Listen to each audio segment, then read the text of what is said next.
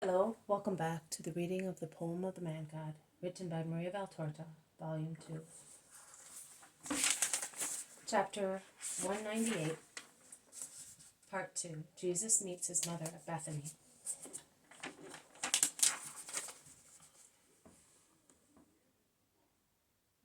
Was that wrong? Asks Isaac humbly.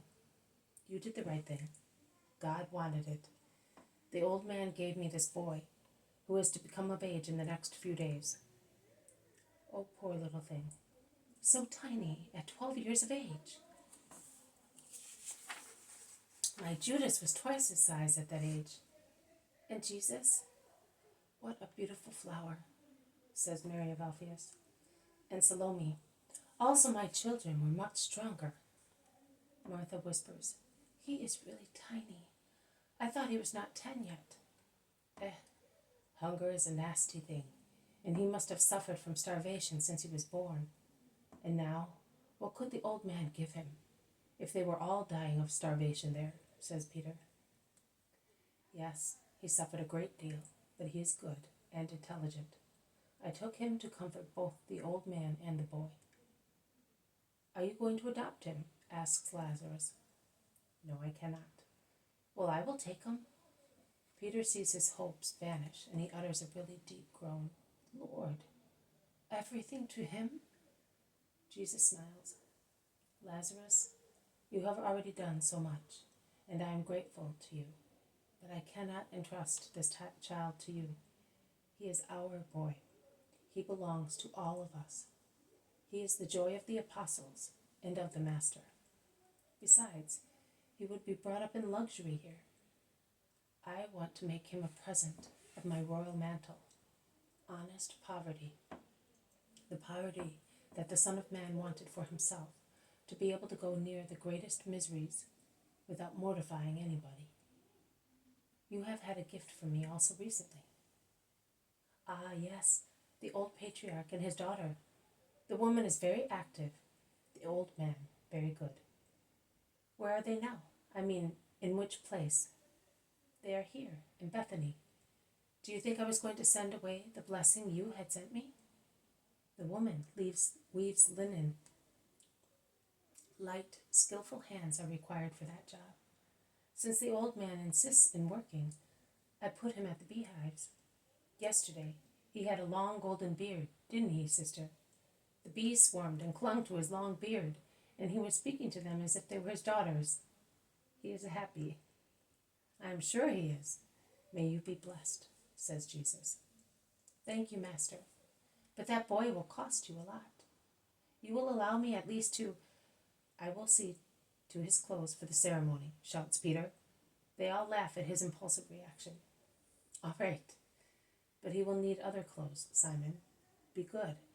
I have no children either. Allow Martha and me to find some solace seeing to some little garments to be made for him. Peter, who has been thus besought, is moved at once, and he says, his clothes, yes, but his dress for Wednesday? I am going to get it. The Master promised me, and he told me that I would be going with his mother to buy it tomorrow. Peter explains everything in detail, lest there should be some unexpected change to his disadvantage.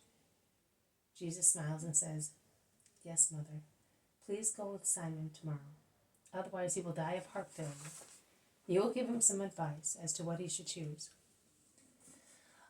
I said, a red dress and a green sash. He will look lovely, much better than the shade he has on now. Red will be all right. Also, Jesus was dressed in red. But I would say that a red sash would be better on a red dress. Or at least it should be embroidered in red, says Mary gently. I was saying green because I see that Judas, who is swarthy, looks very smart with those green stripes on his red tunic. But these are not green, my friend, laughs Judas. What? What shade are they then? This hue is called agate vein. How do you expect me to know that? They look green to me. I saw that hue also on leaves. The Most Holy Virgin interrupts benignly. Simon is right. It is the exact shade of leaves at the first rain in the month of Tisri. That's it. And since leaves are green, I was saying that it was green, concludes Peter happily. The sweet mother has settled also the small matter peacefully. Will you call the boy, please? Begs Mary, and the child arrives at once with John. What is your name? Asks Mary, caressing him. It was Jabez, but I am expecting a new one. Are you? Yes. Jabez wants a name meaning that I have saved him. You will find one for him, mother, a name of love and of salvation. Mary is pensive. She then says, Margiam, you are the little star in the sea of those saved by Jesus. Do you like it? Thus it will remind you also of me besides of salvation. It is beautiful, says the boy joyfully. But isn't it a woman's name? Asks Bartholomew. With I at the end instead of M? When this tiny drop of mankind has grown up, you can change his name into the name of a man. For the time being, he has the name which his mother has given him. Is that right? The boy says yes, and Mary caresses him. Her sister-in-law says to her, This wool is good, and she feels Jabez's mantle. But its shade, what do you think? I would dye it very dark red. It will come out lovely. We will do it tomorrow evening, because he will have his new mantle. We cannot take it off of him now. Martha says, Would you come with me, my little boy? I will take you to a place near here to see many things.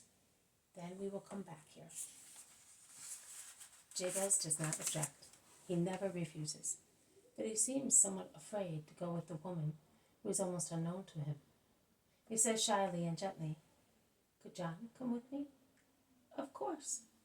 They go away, and during their absence, the various groups continue their conversations.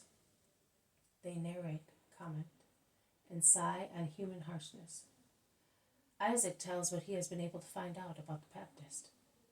Some say he is at Machaerus, some at Tiberias. His disciples have not yet come back. But did they not follow him? Yes, but near Daco, those who had captured him crossed the river with their prisoner, and no one knows whether they went up to the lake or down to Machaerus. John, Matthias, and Simeon are moving round to find out, and they will certainly not abandon him. And you, Isaac, will certainly not abandon this new disciple. He will stay with me for the time being. I want him to celebrate Passover with me. I will celebrate it in Jerusalem, in Johanna's house. She saw me and offered a room for me and my companions. They are all coming this year, and we shall be there with Jonathan. Also those from Lebanon? Yes, perhaps John's disciples will not be able to come. Johannan's men are coming, did you know? Are they? I will be at the door near the priests offering sacrifices. I will see them and take them with me. They will be arriving at the last moment. Their time is very limited, but they have a lamb. I have one too, a marvelous one. Lazarus gave me it. We will sacrifice this one, and they can keep theirs for their journey back home. Martha comes back with John and the boy who is wearing a little white linen dress and a red overall. On his arm he is carrying a mantle, which is also red. Do you remember them, Lazarus? See, things are always useful. They smile at each other. Jesus says, Thank you, Martha. Oh, my Lord, I have a mania for keeping things. I inherited it from my mother. I still have many of my brother's robes. They are dear to me because they were handled by my mother. Now and again I take one to give it to a child. I will now give them to Margiam. They are a little long for him, but they can be shortened. When Lazarus became of age, he did not want them anymore. The typical passing fancy of a child. And he got his own way because my mother adored her Lazarus. She caresses her brother fondly, and Lazarus takes her beautiful hand, kisses it, and says, And do you not? And they smile at each other. That is a gift of Providence, remarked many. Yes, my whim has done a good turn. Perhaps I shall be forgiven because of that. Dinner is ready, and everyone sits at his place. It is late in the night, when Jesus can speak to his mother in peace. They have gone up to the terrace, and sitting one beside the other, hand in hand, they speak and listen to each other. Jesus is the first to give an account of the things that happened. Then Mary says, "Son, after your departure, immediately after, a woman came to me. She was looking for you, a great misery and a great redemption. But the poor creature needs to be forgiven by you, so that she may persevere in her decision. I entrusted her to Susanna, saying that she had been cured by you. That is true. I could have kept her with me if our house were not like a seaport, where all the boats come in, and many with evil intentions. And the woman is disgusted with the world by now.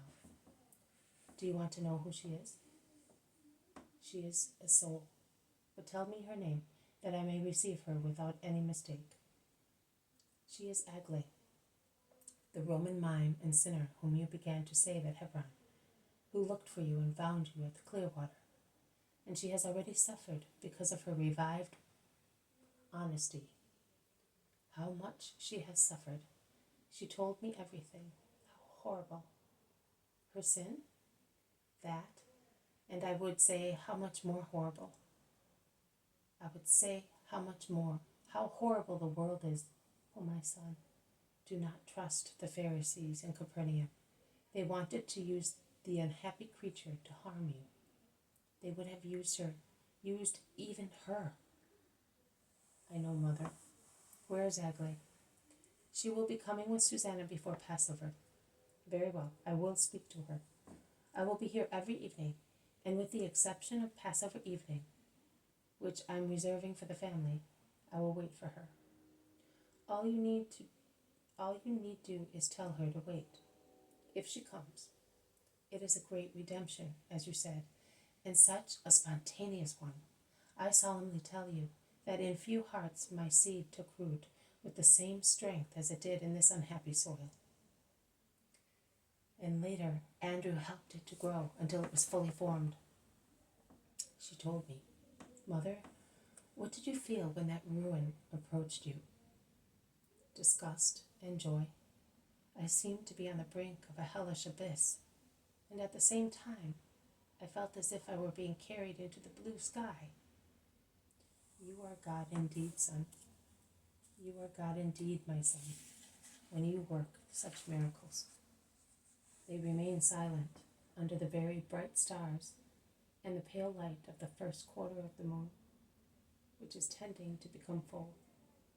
Silent, loving each other, and resting in each other's love.